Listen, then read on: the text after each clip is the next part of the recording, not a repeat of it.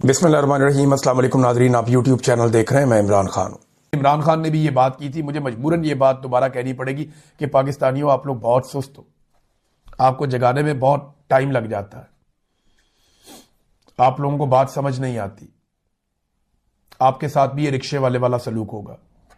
मैं हर आम पाकिस्तानी को कहना चाहता हूं कि अगर आपने ये काया ना पलट दी, अगर आपने इनकी तबीयत दुरुस्त ना की, तो ये आपके साथ वही करेंगे जो उस रिक्शे वाले के साथ किया, उसकी बेटियों के साथ किया।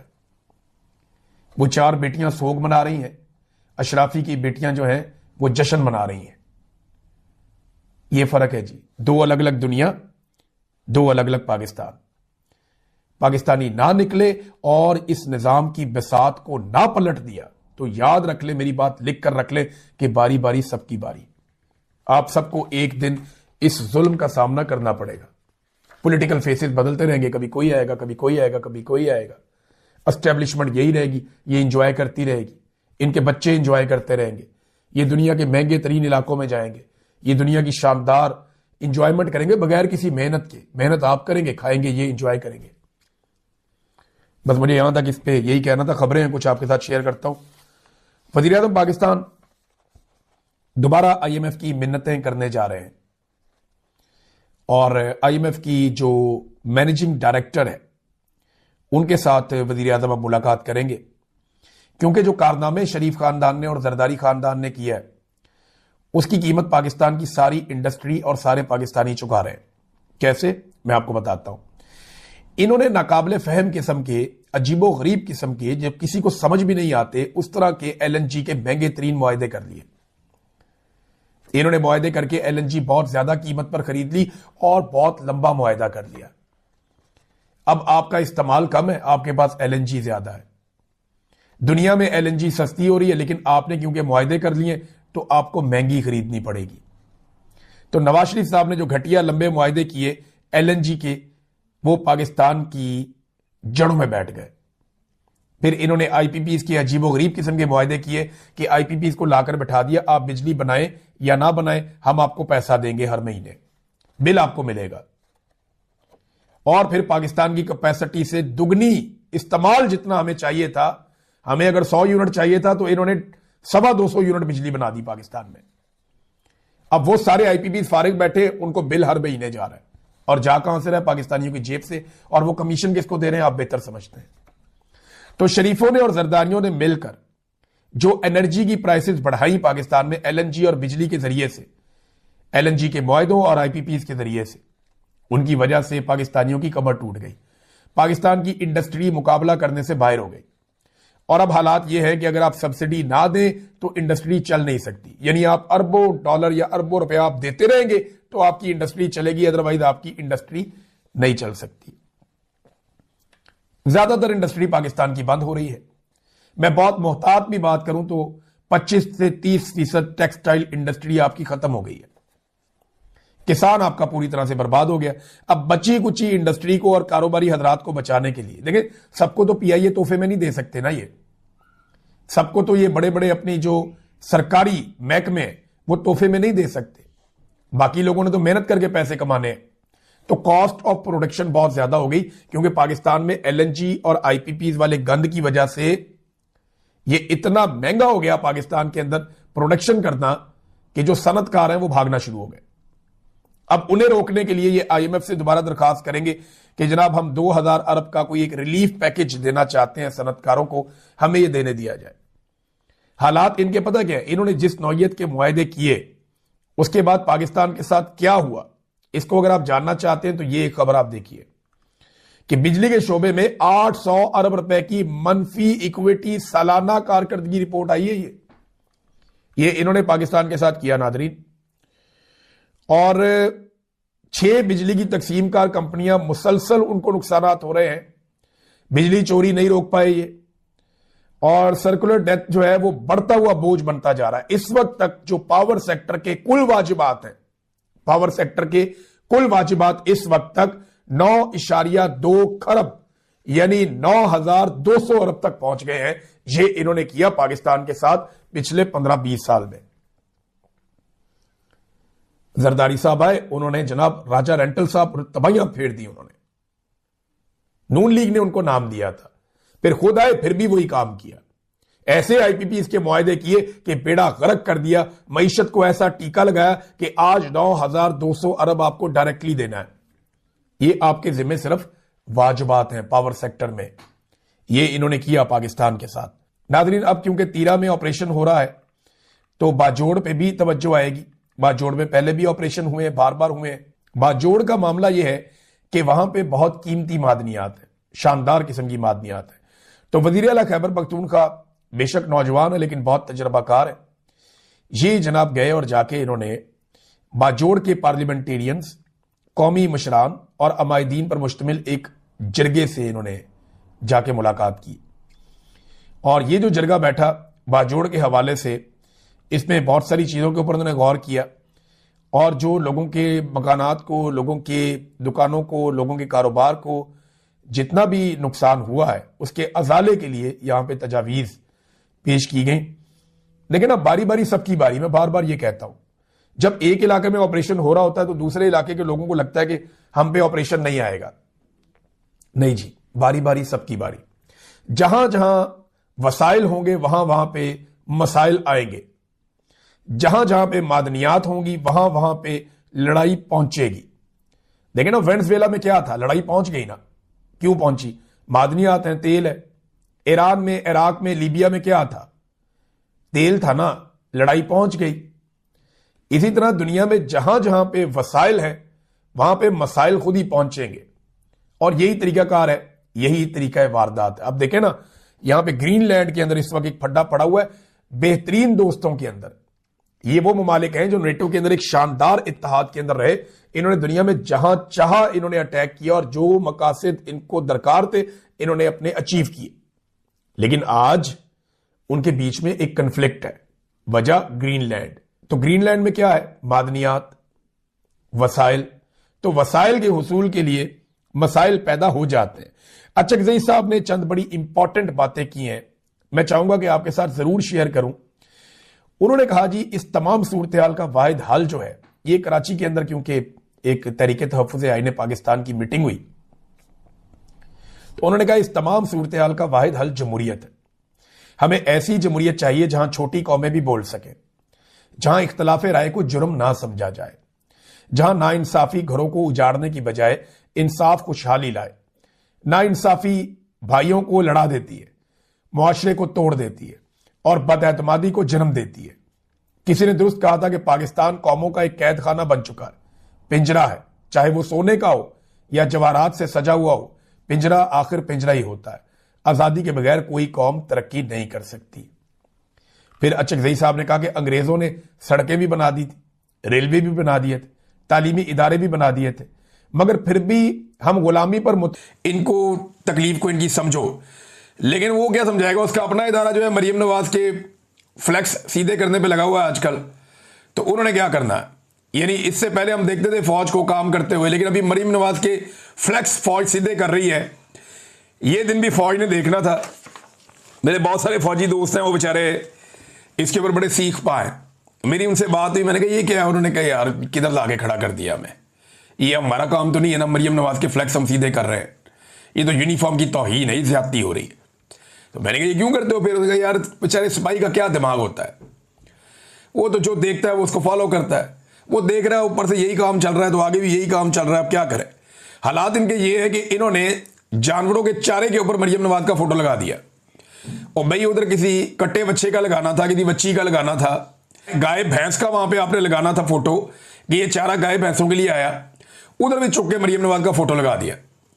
भाई मस्जिद एक ऐसी जगह, औरत आगे खड़ी हो जाए तो अब नमाज नहीं पढ़ सकते, वहां मरियम नवाज का फोटो मस्जिद में भी चिपका दिया कि जनाब ये मस्जिद है, नीचे बुक कमिश्नर का और ये वो सारा लिखा हुआ है।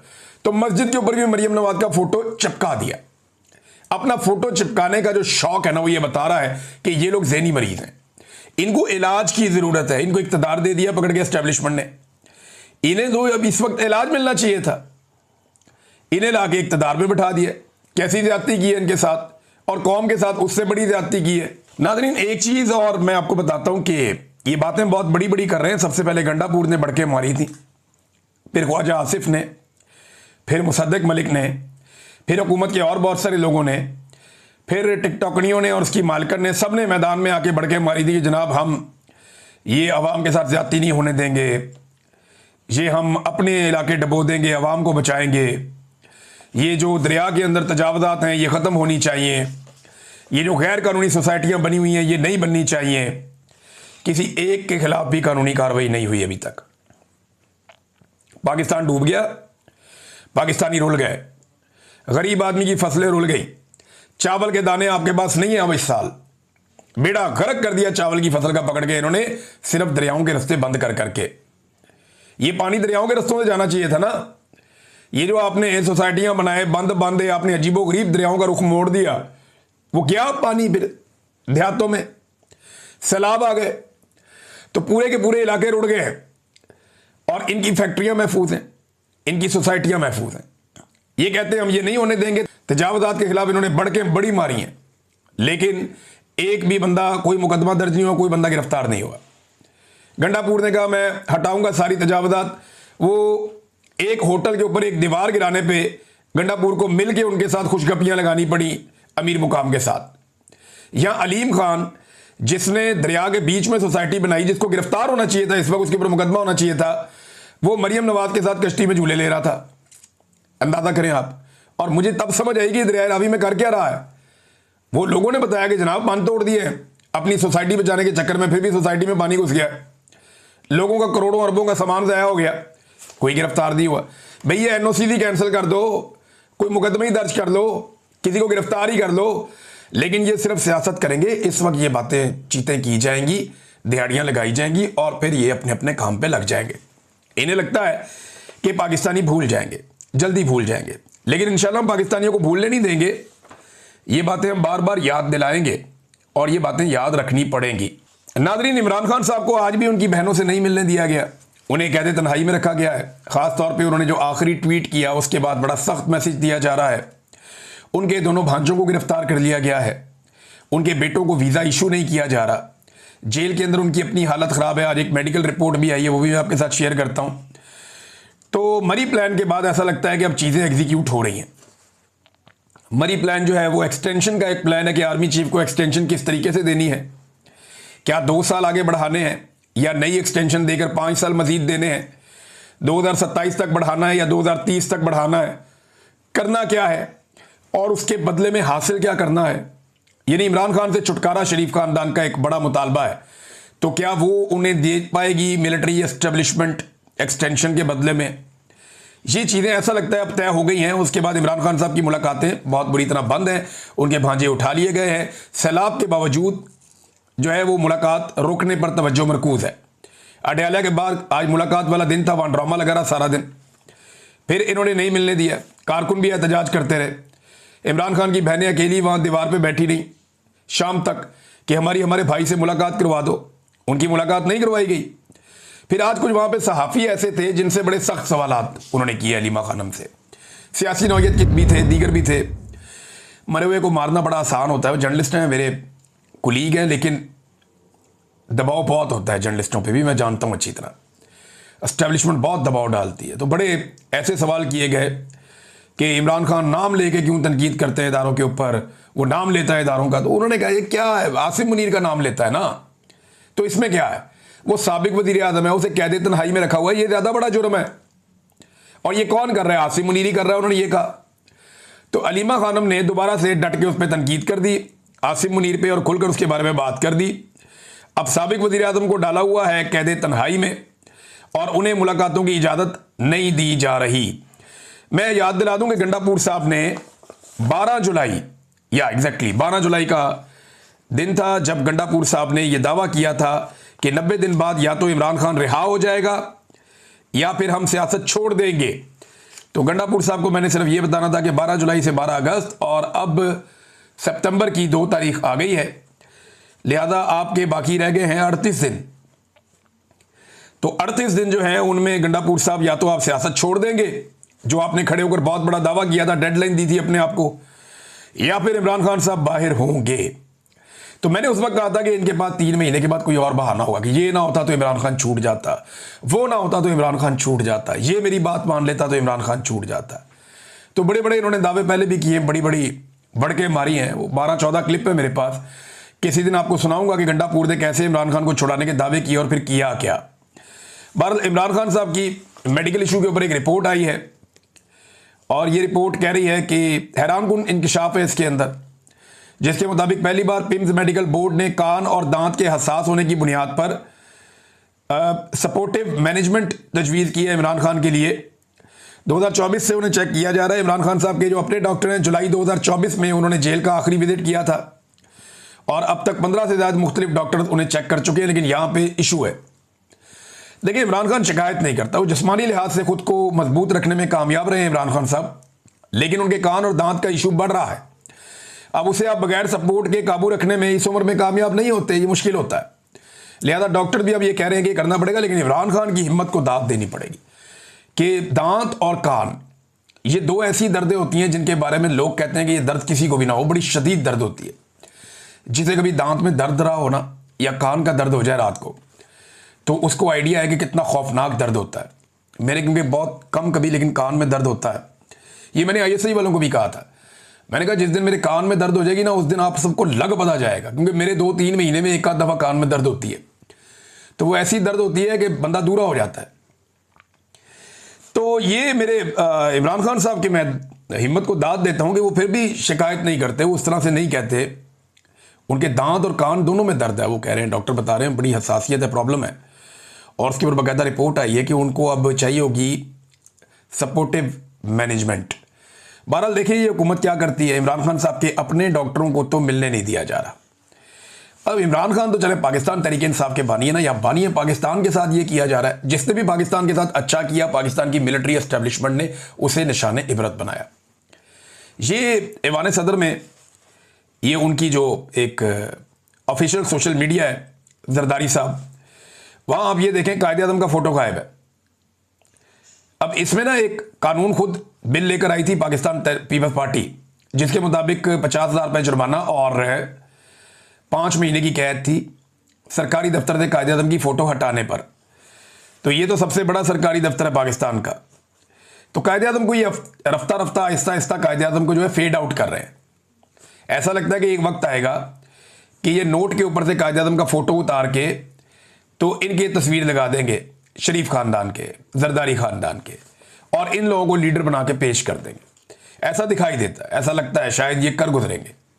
ये काम भी ये लोग कर लेंगे, कोई पता नहीं इनका। ये फ्रॉड में किसी भी लेवल तक जा सकते हैं। नाज़रीन, पाकिस्तान टेलीविज़न ने अपने एक बदज़बानी करने पर मुलाजिम को फारिग कर दिया है। ये मरीम नवाज़ और अता तारड़ वगैरह की चॉइस थी, और ये साहब काफ़ी लंबे अरसे से, क्योंकि जब मैंने ये खबर पढ़ी तो फिर मैंने कहा मुझे बताएं इन्होंने क्या किया, तो मुझे पता चला कि इन्होंने काफ़ी लंबे अरसे से ख़वातीन के हवाले से और पाकिस्तान तहरीक इंसाफ के हवाले से खासी बदज़ुबानी की है, और बड़े जो है वो बिलो द बेल्ट ये अल्फाज इस्तेमाल करते रहे उन लोगों के लिए।